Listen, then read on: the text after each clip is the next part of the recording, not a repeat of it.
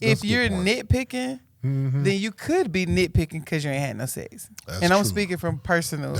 Like if something happens and we go a few days and we haven't had any sex, then we notice that we just get on each other's nerves. We do. Like for no reason. That's very true. Just like, why are you just sitting over there looking like that? Right. And we just start like, picking at each other. But it's because we haven't connected. Welcome to Relationship Talk with the Geths. Join Ed and Maya, a dynamic husband and wife duo, as they share real and honest advice on love, dating, and marriage. As transformational relationship coaches, they specialize in helping both singles and couples enhance communication, build intimacy, and experience greater pleasure in their relationships. They also offer online courses tailored for singles and married couples and are fully licensed to officiate weddings. Now, let's dive into today's session. Hey, what's up, everybody? Welcome to another bedtime conversation. What are we talking about today? So I was talking with a psychologist, just conversing. I wasn't the patient. It's not that something's wrong with that. But anyways, they said social media seems so happy. So I felt like it's time for us to do like a real topic. Okay. This one is still lighthearted. But, we've been arguing. We had an argument. So my question is, what's the best way to make up? Is it talking or is it sex? Because I know what the answer is for you. What? What's the answer for me? So we were kind of at odds, weren't really speaking a lot. And, I was asleep. I woke up, used the bathroom, got back in the bed. Oh, my God. Here we go. And Jemele got to grab it. And I said, Jemele, that's not the remote. And she said, I know. So I know your answer. I know you like forget the talking. You want to. Ask yourself, do you believe this? No. I'm lying? See, that should be on the slant. That's not exactly how that happened. But anyway, I do think that when there are times when there's a disagreement, that talking is the best way to make up. Because sex is kind of I don't want to say it's it is kind of the easy way out. The better way to do it is to talk through whatever the disagreement is. Well, that's not what you did. But anyway, I guess I'll take the other side. Sex does bring down walls, so after sex, some of the tension is alleviated and you could talk more honestly and be like, all right, we cool now. So we kind of talk. I didn't like it when you had said that. So I feel like, sex does help. All right. So going forward, then what I should do, if you're mad at me, is it should be sex. And then we have the conversation we were supposed to have before the sex. Is that what you're saying? I feel like it works either way, but that's what you chose to do. So, we can just continue that. All right. Y'all let us know in the comments below. What is the best way to resolve an argument? Is it through talking or is it through sex? What is the best way to resolve an argument? Through talking or through sex? They're one of my favorite. You want to answer first? They're one of my favorite couples on the gram right now. I really like following them. They put out some good topics. We should do more of those. But we should get them on. We should. Hey, Jemele Hill would. We'll contact you. But go ahead. But I'm with him on this one. I would love, ideally, that even while you're arguing, to have sex is, they say that sometimes that aggressive sex, get out that frustration, and then you real light and fluffy after sex, you more cuddly, and I do think conversations are easier to be had after you bust a good one and talk it out. I think you're more open. I think you're easier to deal with after sex, and I feel that way. What's your answer? My answer is yes, sex and then talk. Okay. Yeah. Absolutely not. Okay, so this is why. Okay. Now, I can go in the middle. Oh, okay. This is why I can go in the middle. Okay, she meet me in the middle. It depends on what the argument is about. Oh, that's if a good you're point. nitpicking, then you could be nitpicking because you ain't had no sex. That's and I'm true. speaking from personal. Like if something happens and we go a few days and we haven't had any sex, then we notice that we just get on each other's nerves. We do. Like for no reason. That's very true. Just like, why are you just sitting over there looking like that? Right. And we just start Like, picking at each other. But it's no because reason. we haven't connected. That's true. And then after we connect, it's better. So for something like that, where it's just, you get on my nerves, just breathing hard. Why you chewing like that? Like little stupid stuff. Y'all probably need to smash it out and then you're done. And it's cool. And you ain't really got nothing to talk about after that because you didn't really do anything. It's just we're at each other's throats, like on each other's nerves because we need orgasms. You've been a more mature one because sometimes we'll just be fussing and you be like, oh, it's time. It's time. You start thinking, why are we fussing? Okay, it's been a couple days. Let's go. Hey, let me take care of you. And that'll be the end. Yes. But if there's actually an issue, then That's a good you point. gotta talk before the sex. And some issues. My reason is because the sex will make it better temporarily. And you're not going to have this conversation. That's the last thing you're going to want to do after you have an orgasm. You had some good sex, have your orgasm, and you laying there smoking your fake cigarette because you don't smoke for real. But sometimes sex just make you want to smoke and you don't even smoke. You just be like, I have done that before. Like, I just want to smoke an ass cigarette. She does. She does. Like in the movies from the 50s, like one of them long. My ass cigarettes are long, and I just smoke an ass cigarette. The last thing I want to do while I'm smoking my ass cigarette It's talk. is now let me drudge up the issue that we had, and now let me talk to you about it. I don't want to. We feeling good. You know, we in a good space, but not for real though. Right. So this is classic. Sweep it under the rug. Then you have this whole mountain that you trip over. The best is when you can have respectful conversation and talk about what it is that you're feeling, what you're dealing with. If there was offense, can we apologize? Can we forgive? Can we move forward? And then you connect physically after that. I have how to top it off. Bingo. Because we've already resolved things. Right. Right. You don't want to put a Band-Aid on a pipe that's bursting. Right.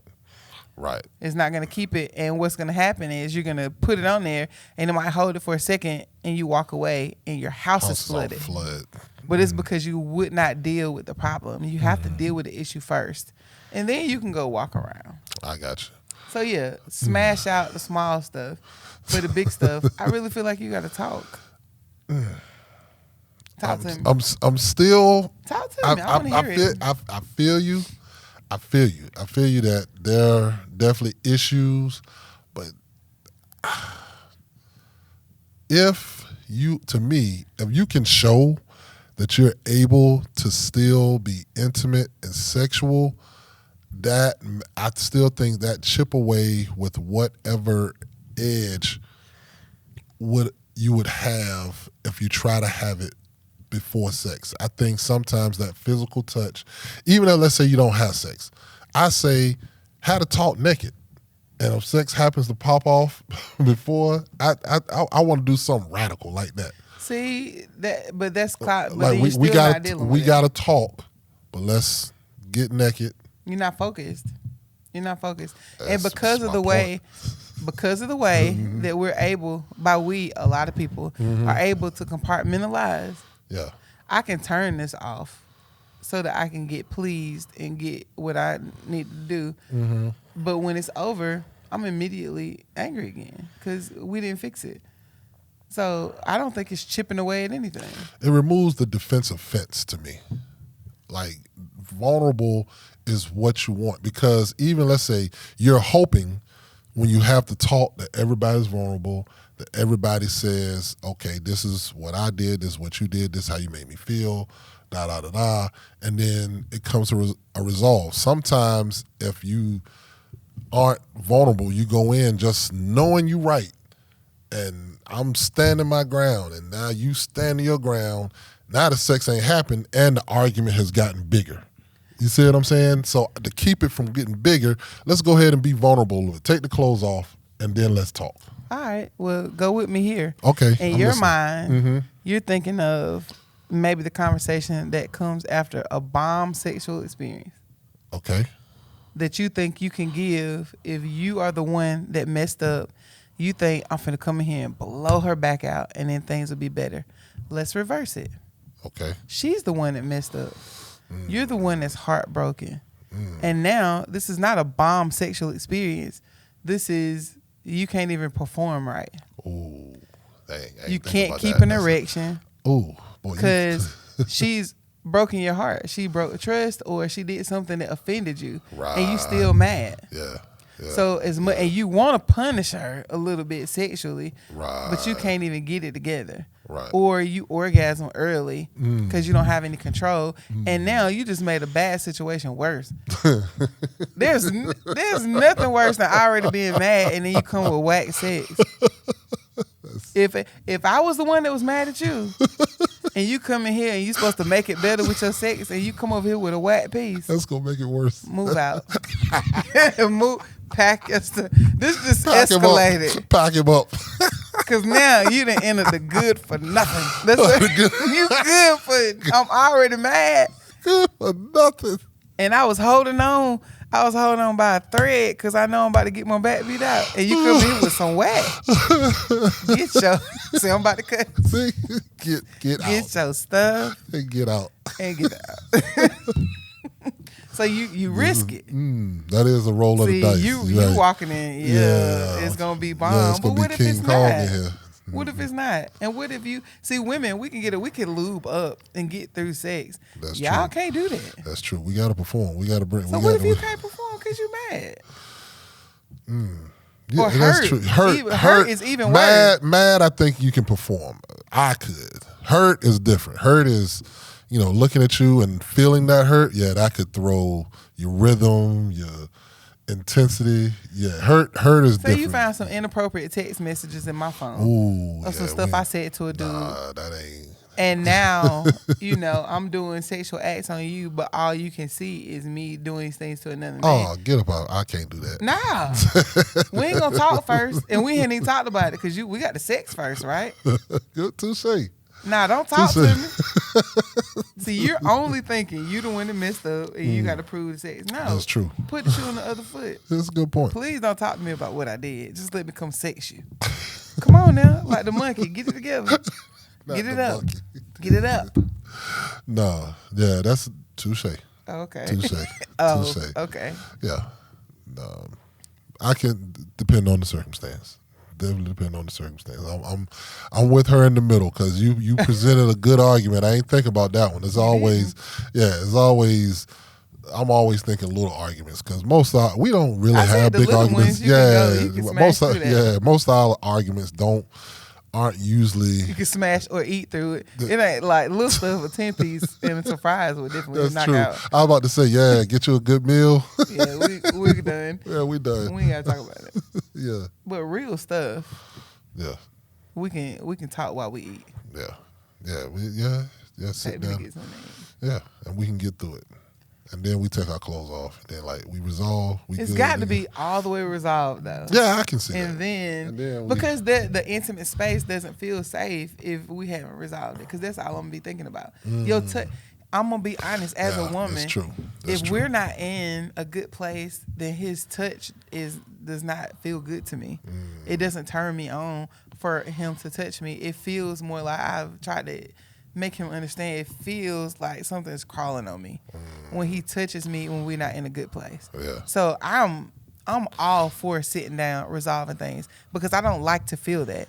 I want his touch to do what it always does. Heal me, turn me on. But so yeah, I want to fix it. I want to talk about it so we can get to a good place.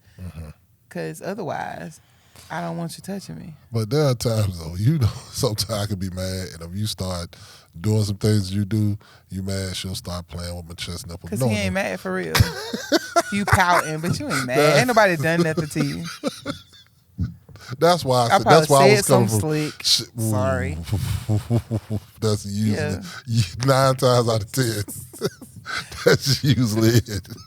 If I said something slick, I'll sex you back into liking me. She will. See, but all other issues, we probably need to resolve. Good point. That's a good talk. Good talk. All right, what y'all think? Hey, put it in the comments. I want to hear about it. Put it in the comments. Are you sex first or conversation first? Yes. All right.